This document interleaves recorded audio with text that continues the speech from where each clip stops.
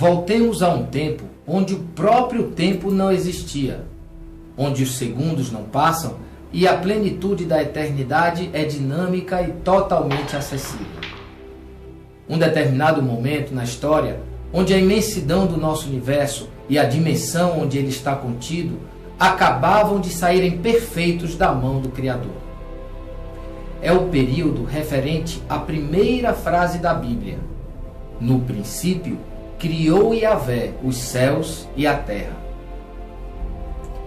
Então é bom deixar bem claro que antes de Yahvé iniciar os 6 dias da criação, já existiam o nosso universo e as demais dimensões, os céus, os exércitos dos céus, que são todos os anjos e os seres espirituais, começando por Lúcifer, o primogênito dos anjos, aquele que deveria ser o portador da luz de Yahvé, que como anjo cobridor tinha como principal função de guardar, zelar e transmitir a santa lei do amor aos habitantes de todos os universos.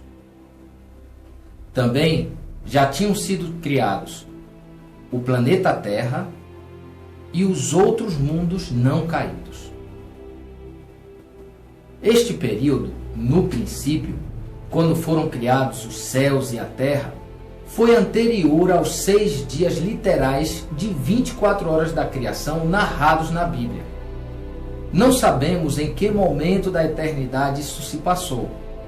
Apenas sabemos que o planeta Terra já existia. Temos certeza disso quando lemos o 2º versículo. E a Terra era sem forma e vazia. Também já haviam sido criados todos os elementos químicos e as leis da física que regem o nosso universo.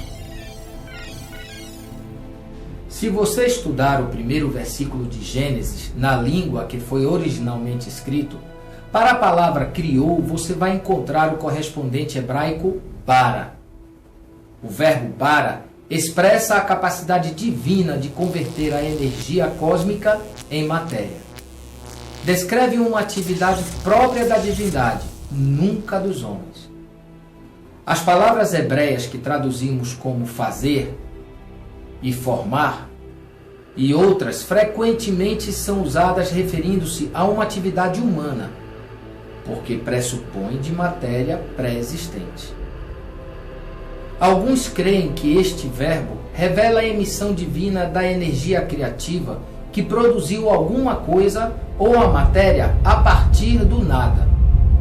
Podemos dizer que seria a origem absoluta de tudo.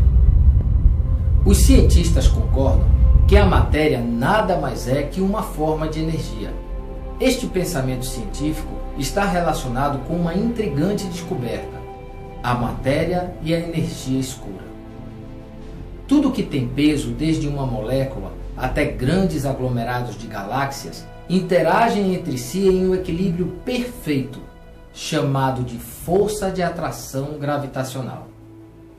Entretanto, neste jogo de puxa e empurra, que deveria ser perfeito, foi descoberto que algo não se enquadrava.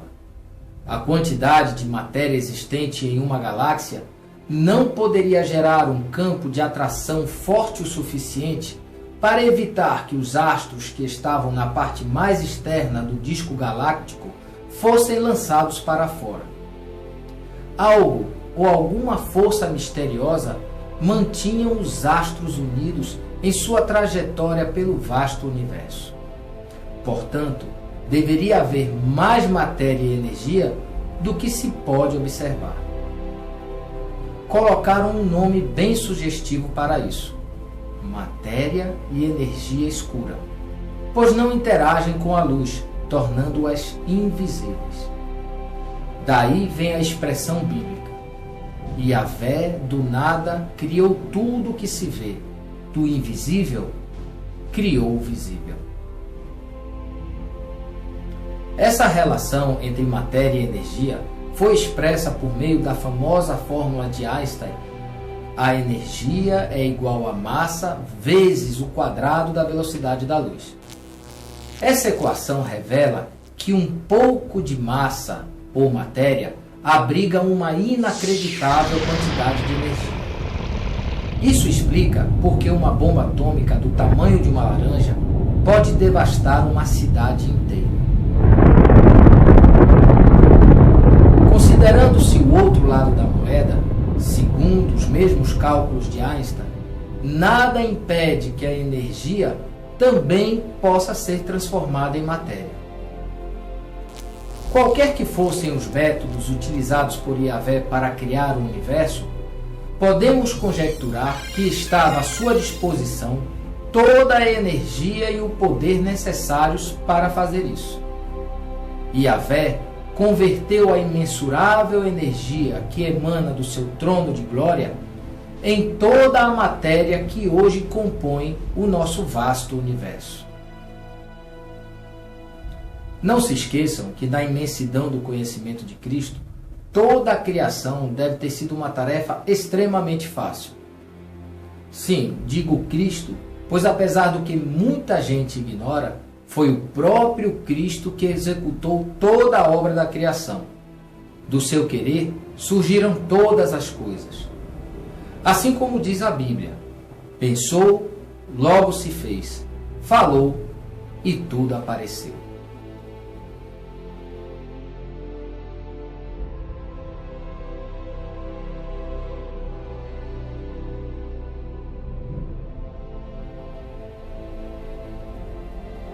Nada se ganha em especular acerca de quando foi criada a matéria que constitui o nosso universo. No princípio, é uma época atemporal. Porém, se você me perguntar quando Yahvé terminou sua obra de criação, terei que responder com o capítulo 2, versículo 2 de Gênesis. No 7º dia. Somente isso nos cabe saber. Em 6 dias criou Yahvé os céus e a terra. Falaremos sobre isso quando chegarmos ao último dia da criação. E a terra estava desordenada e vazia. Mais exatamente, desolada e vazia. Quer dizer, sem forma e sem vida. Seus elementos sem nenhuma organização e completamente inanimados. E havia trevas sobre a face do abismo, e o Espírito de Yahvé se movia sobre a face das águas. O abismo, de uma raiz que significa rugir, bramar, se aplica com frequência às águas que bramam ou ao som estrondoso das ondas. O registro bíblico demonstra que não havia luz sobre a face da terra, e a matéria sobre a superfície estava em estado líquido, porque neste versículo, a face do abismo é paralela com a face das águas. Interessante, não é mesmo? Isso quer dizer que todo o planeta estava coberto pelas águas. A Terra era uma bola de água, sem parte seca, sem continentes. Nada, apenas água. O Espírito de Yahvé, a terceira pessoa da divindade, que estava pronta para atuar quando se dera a ordem, se movia sobre a face das águas. Também a terra não tinha movimento, estava estática. O movimento de rotação ainda não existia. Agora vamos ao primeiro dia da criação. A preparação do planeta Terra para servir de habitação da raça humana, palco e cenário, onde se desenvolveria o maior de todos os espetáculos, o plano da salvação. E disse Yahvé, seja a luz. Sem luz não poderia haver vida. Quando o Criador começou a colocar ordem ao caos e dar começo às diversas formas de vida, era essencial que existisse a luz, uma forma visível de energia. Atenção, não era a luz do sol. A luz que emanava da presença de Yahvé preenchia todo o universo. Então, como se explica que Yahvé criou a luz? É simples. É que a partir deste momento, dada a ordem de Yahvé, os elementos começaram a interagir com os fótons, que são as partículas ou ondas responsáveis pela luz. A luz é algo realmente impressionante.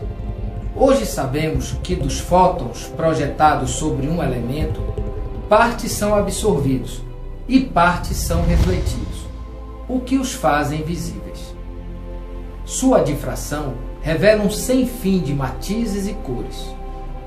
Por exemplo, uma rosa é vermelha porque absorve todas as demais cores, menos o vermelho, que é refletido e captado pelos nossos olhos.